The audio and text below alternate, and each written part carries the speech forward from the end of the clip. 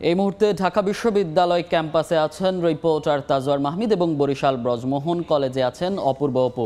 সরাসরি শুরুতেই যাচ্ছি তাজওয়ারের কাছে।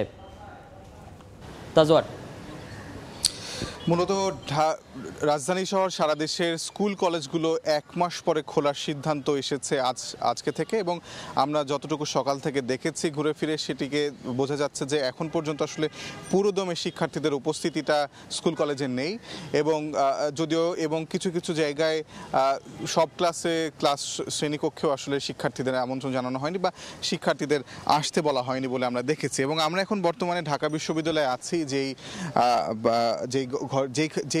যেই স্থল থেকে আসলে এই সমগ্র আন্দোলনের সূত্রপাত এবং পরবর্তীতে সরকার পতন এবং বৈষম্য বিরোধী আন্দোলনের সূত্রপাত যে ঢাকা বিশ্ববিদ্যালয় থেকে হয়েছিল, সেটাও কিন্তু প্রায় 1.5 মাস বন্ধ থাকার পরে আজকে খুলেছে। অর্থাৎ স্কুল কলেজগুলো 1 মাস বন্ধ থাকার পরে খোলার সিদ্ধান্ত আসলেও এই ঢাকা বিশ্ববিদ্যালয় সহ রাজধানীর সারা দেশের যে বিশ্ববিদ্যালয়গুলো সেগুলো কিন্তু 1.5 মাসের বেশি সময় ধরে বন্ধ ছিল। অর্থাৎ জুলাইয়ের 1 তারিখে শিক্ষকদের ডাকা যেই নতুন পেনশন স্কিম বাতিলের জন্য তারা যেই আন্দোলন শুরু করেছিল, সেই আন্দোলনের জেরেই কিন্তু 1 জুলাই থেকে এই সারা দেশের যেই বিশ্ববিদ্যালয়গুলো সেগুলো কিন্তু বন্ধ হয়ে পড়ে, এবং পরবর্তীতে বৈষম্য বিরোধী ছাত্র আন্দোলন যেটি কোটা সংস্কারের জন্য শুরু হয়েছিল সেটি কিন্তু আরও গতি পেয়ে গেলে সেখান থেকে কিন্তু বিশ্ববিদ্যালয়গুলোর অবস্থান বা পরিস্থিতি সেটি কিন্তু আরও বেশি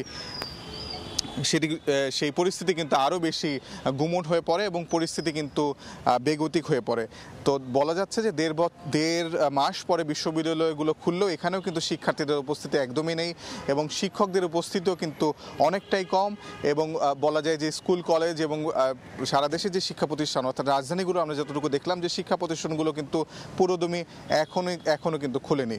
এছাড়া বাকি খবর জানাতে শিক্ষা প্রতিষ্ঠান খোলার বরিশালে আছে আমাদের সহকর্মী অপূর্ব, তার কাছে আমরা চলে যাই। অপূর্ব,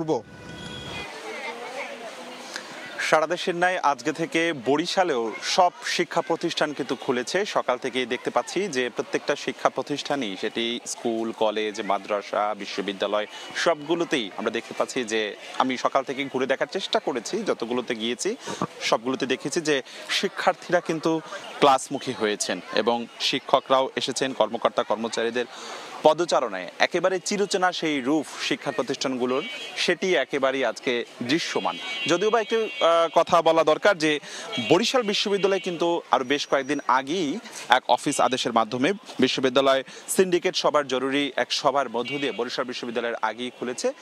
আর আজকে থেকে অন্যান্য যে শিক্ষা প্রতিষ্ঠান রয়েছে, আমি এই মুহূর্তে আপনি যে ছবিটি দেখছেন এটি হচ্ছে বরিশালের ব্রজমোহন কলেজের ছবি দেখছেন, ভিডিও ফুটেজ দেখছেন। এখানে আমরা এসে দেখেছি যে আজকে সকাল থেকেই শিক্ষার্থীরা ক্যাম্পাসমুখী হয়েছে। এর আগে আমি শহরের অমৃতলাল দে সরকারি বরিশাল কলেজ, হাতেম আলী কলেজে যাবার চেষ্টা করেছি, সেখানেও দেখেছি শিক্ষার্থীরা আজকে ক্লাসমুখী হয়েছেন এবং শিক্ষার্থীরাও এসেছেন। এখানকার শিক্ষকরা যেটি জানিয়েছেন যে গেল 16ই জুলাই দেশের সব শিক্ষা প্রতিষ্ঠান এক অফিস আদেশের মাধ্যমে বন্ধের ঘোষণা দিয়েছিল, এবং তারই অংশ হিসেবে বরিশালের শিক্ষা প্রতিষ্ঠানগুলোও সেদিনকে কিন্তু বন্ধ ঘোষণা করে। তবে আজকে গতকালকে এক আদেশ এর মাধ্যমে, শিক্ষা মন্ত্রণালয়ের এক আদেশের মাধ্যমে জানানো হয় যে আজকে থেকে সকল শিক্ষা প্রতিষ্ঠান খুলতে হবে। সেই জায়গা থেকে আজকে আমরা দেখেছি যে সকাল থেকেই সব শিক্ষা প্রতিষ্ঠান কিন্তু আসলে খুলেছে এবং শিক্ষার্থীরা এসেছে, যথারীতি ক্লাসে পাঠদান চলছে এবং শিক্ষার্থীরাও কিন্তু তারা একটা দীর্ঘদিন পর তারা ক্লাসে এসে তারা ক্লাস করতে পেরে বেশ উচ্ছলতার প্রকাশ করেছে। তো বরিশাল ব্রজমোহন কলেজ থেকে সকাল 10টা পর্যন্ত আমার কাছে সবশেষ আপাতত এতটুকুই খবর ছিল। শিক্ষা প্রতিষ্ঠানের খবর জানতে সরাসরি যুক্ত ছিলাম বরিশাল, তার আগে ঢাকা বিশ্ববিদ্যালয় ক্যাম্পাস।